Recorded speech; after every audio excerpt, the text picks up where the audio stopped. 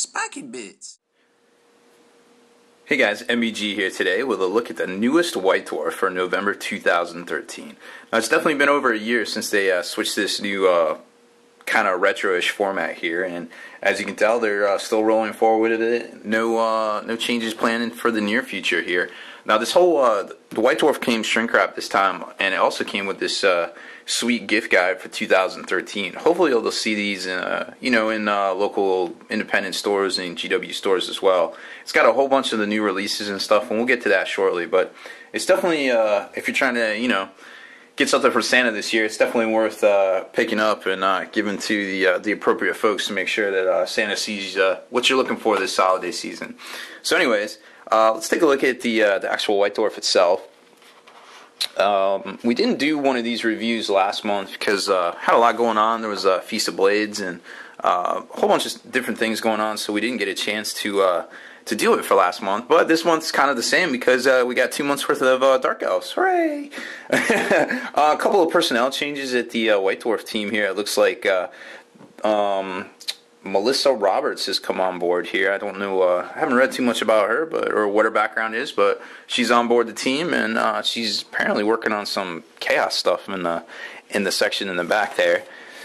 Here's the table of contents for this issue. As you can see, there's a whole lot going on. It is inherently a fantasy release this month, but there is definitely some 40K and some holiday stuff splashed in here, because as you know, November is a big month for the retail season here. So let's get to the new releases. As you probably seen, the Dark Elf Wave 2 is coming out, so that's going to be the Dark Riders, Executioners.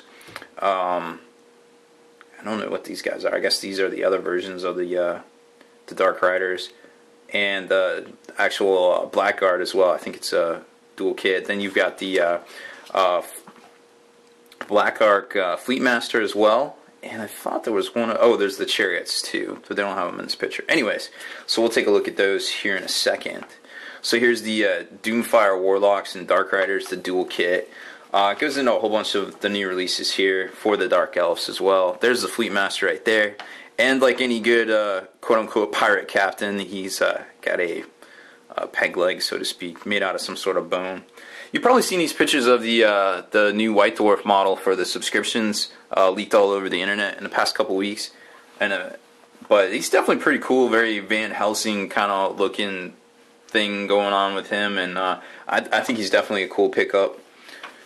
And then for Fantasy, they have a new expansion release coming out as well. It looks like Triumph and Treachery, which is kind of like the slipcase kind of rule book that also comes with some. It looks like it comes with some campaign cards and things like that as well. It's pretty neat to see. The battle report in here is actually 5 different players playing together using these rules. So that was kind of cool to see as well. So that's pretty neat. Let's see. Oh, the Black Legion. The actual hardcover book will be out this month, as well as the Chaos Collection. And if you pick them all up, they can form this cool-looking Chaos symbol here. And also the White Dwarf team is releasing the Armies of Renown, which is basically like the armies that they featured throughout the past 12 months in the White Dwarf in a book fashion as well. So that's pretty interesting. Warzone Pandorax. If you picked up the Apocalypse Collector's Edition, this is actually the bonus material that was in it back in July. So now they're kind of coming out with the Warzone book for the rest of us as well. So, and that'll be available in hardcover format. Special effects paints, new releases coming out. They got all sorts of different. They're very, very different in what they do and the composition. And then the paint splatter article in here as well kind of explains how they all work together. I like the corrosion paint because you can always doing these rust, and I don't know if you can see because of my finger there, but always doing the rust streaks and everything. It's always been so hit or miss, and I always found that the oil-based paints work the best, but these look pretty good, so I'm definitely dying to try some of these out. Then there's kind of like a Vendigris glaze that you see on a lot of the metalwork, the aged metalwork and things in every White Dwarf. Then there's some blood. They also have some, it's basically for all inherent purposes, some slime, like Nickelodeon kind of slime, but in in a pot form, which is pretty cool. I'm definitely stoked to try some of that out. Then you got the cracked earth effect kind of thing as well.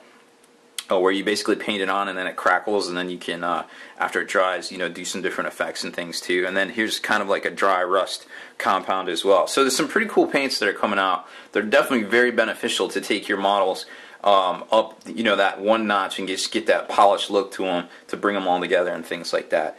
Again, they're releasing the Ultimate Paint Set, which is basically like the super mega paint set with the pull-out trays and things like that. Again, they always do that at the holidays. I think it goes for about almost $500. Chaos Dice Cubes, pretty cool looking.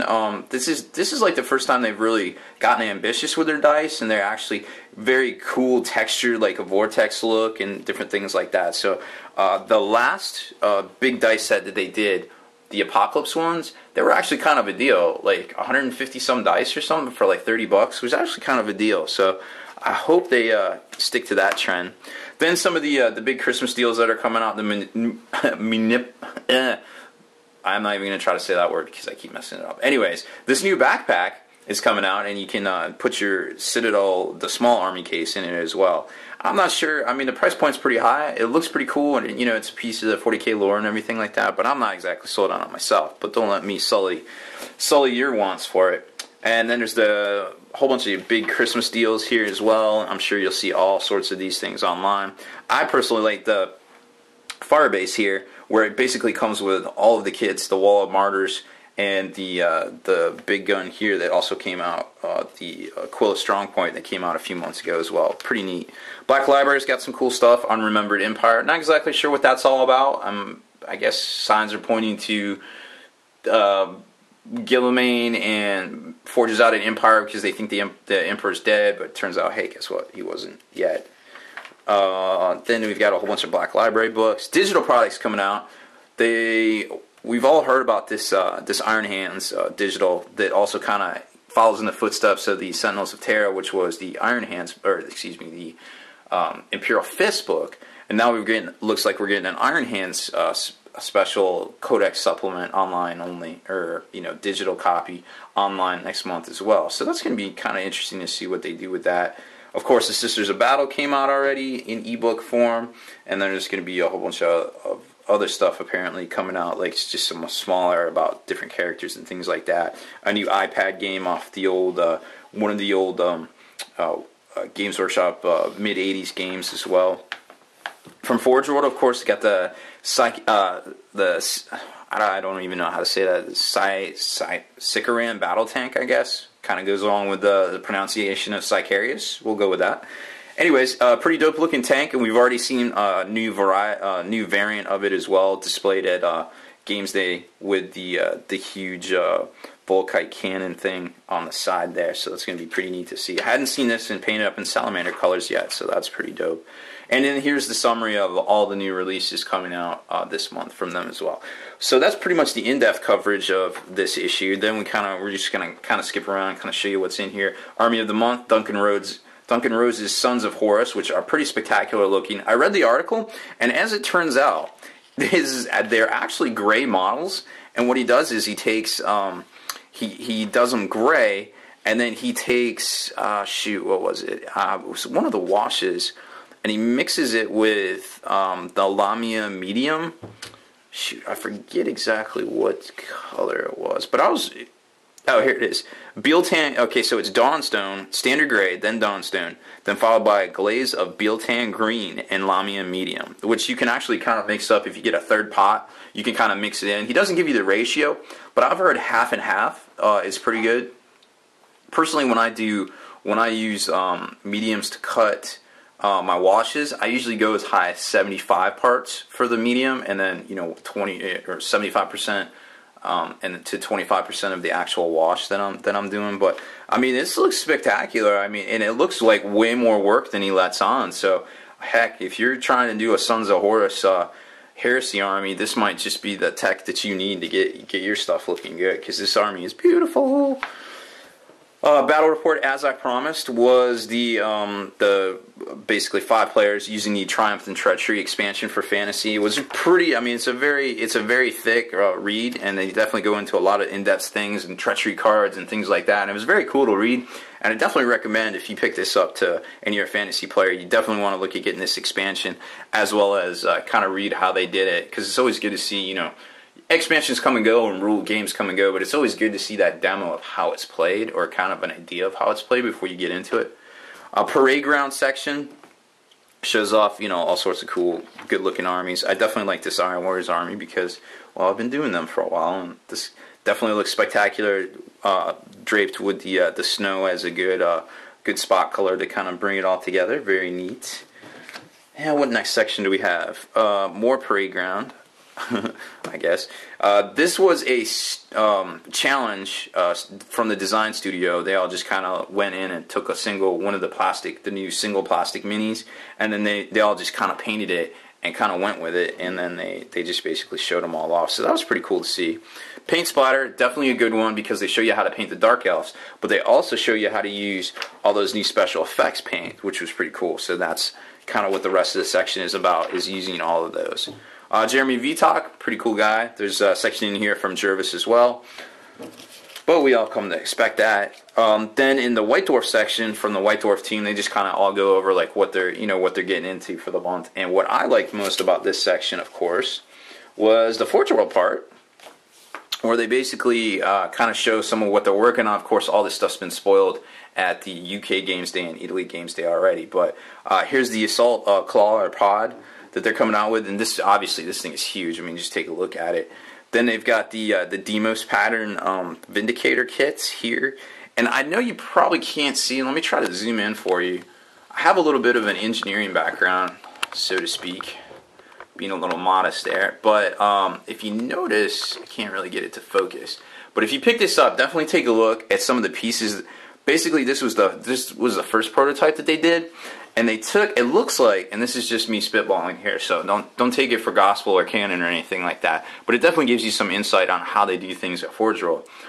There's definitely some plastic component kits here from the normal Rhino, and then it looks like they basically took some of the stock kits from the Demos Mark 1, and then kind of put them on here as well, and then they drew in with pen some of where they're going to put like the cuts and the lines and things like that in the armor plating. But all of this is brand new, and it was actually, if you look at it, it's got granular marks in it, and what that is from is actually quick rapid prototyping. So I'm wondering if they have one of those rapid prototype machines there at Forge World, and they're actually just kind of do it up in the computer real quick, hit print. It basically, there's all different types. There's stereolithography.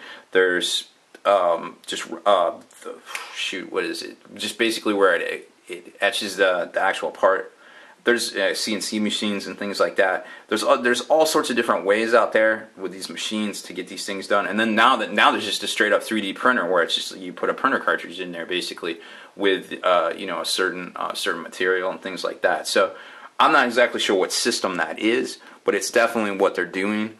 In my opinion, printing those parts out and then basically putting them on here, getting a good idea, then refining it and taking it all the way up to the actual production. Oh, you can't see that. Taking it all the way up to the actual production stage, which would be the next step after this. So that was pretty neat to see, just kind of how they do it, because Forge World is very much still into the modeling aspect of it as well.